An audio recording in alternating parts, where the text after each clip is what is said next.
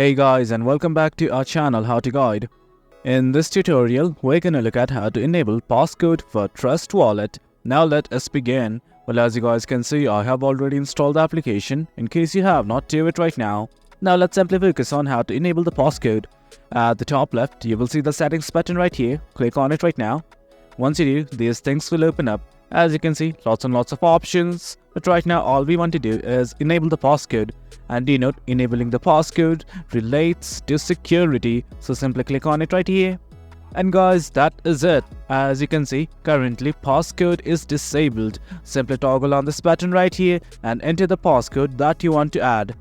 Well, do you know that I cannot show the passcode screen due to security reasons. I'm gonna add my passcode right now. As soon as you enter your passcode, it's gonna ask you to confirm it once again. Simply re-enter it. And guys, that is it. Once you enable the passcode and have entered it, as you guys can see, these settings will pop up. That is it guys. That's how we enable passcode for Trust Wallet. If you guys found this video informative and for more content like this, do remember to hit like, share and subscribe. Your support fuels us. Until next time, thank you.